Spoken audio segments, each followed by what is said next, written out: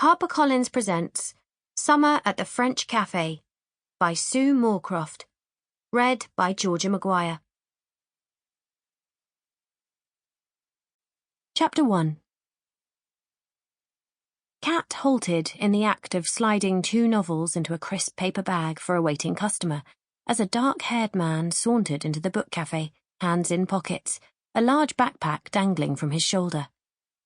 What on earth was Jakey doing here, in Livre et Café?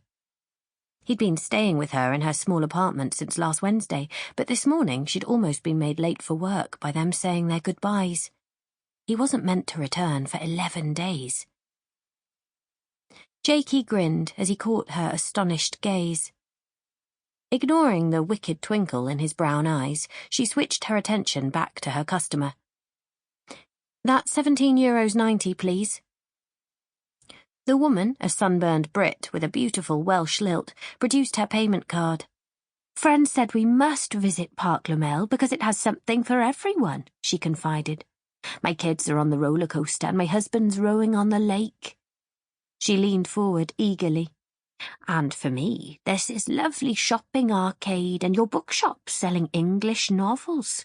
My husband bought me an e-reader because he said paperbacks weigh down the suitcases, but I like proper books." "Me too," Kat agreed, because, as the manager of a book cafe, she wasn't about to admit to the Kindle lurking in her bag in the office. She dropped into her routine tourist-friendly patter as she tapped the buttons of the card machine and turned it towards the woman. "And I completely agree about Parc Lemmel. I'm so lucky my bosses rented these premises and I get to work in this gorgeous place.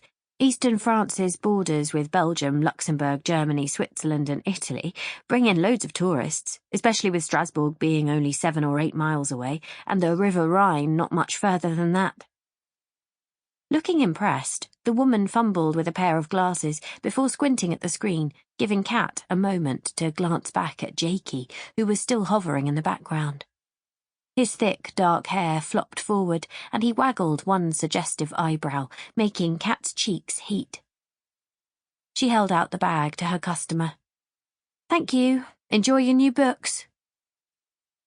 The lady wandered away to peruse the pastries in the cafe section, where assistant manager Danielle was serving. Jakey glanced at his watch and lifted the eyebrow again. Reading his unspoken message, Kat turned to a nearby assistant tidying the small selection of Italian language books. "Justine, can you serve for 5 minutes, please?" "Oui." Justine jumped up, brown ponytail swinging. When she caught sight of Jakey, she grinned knowingly, then turned to the next customer, beginning in French but switching to English when the elderly gentleman placed an English-language history of Alsace on the counter. The region's rich history of belonging alternately to France and Germany meant local history books sold well. Kat headed for the back area with a discreet gesture for Jakey to follow. The moment she opened the office door, her dog, Angelique, leapt from her bed with a joyful woof and whirled into a waggy canine welcome dance. "Oui, oui, Angelique," cried Jakey, laughing, but also holding out a discouraging hand to prevent Angelique from jumping up and sullying his clothes with her rust-coloured hairs. "I love you too, but I have only 10 minutes, and I wish to spend them with your gorgeous owner." Jakey's rolling French accent caressed the English words. He spoke English well, having spent several years in the UK, and Kat spoke French well, having lived in France for over 8 years, so they alternated between the two. Kat, who never minded Angelique jumping up because it saved her bending down to pat her, gave the foxy-looking dog a consolatory ear rub, then said, "Bed," and clicked her fingers towards the cushiony oval with "Kat's dog" embroidered on it. Angelique's tail drooped as she gazed at Kat to check she meant it, then she plodded across the room to flop down with a disappointed sigh.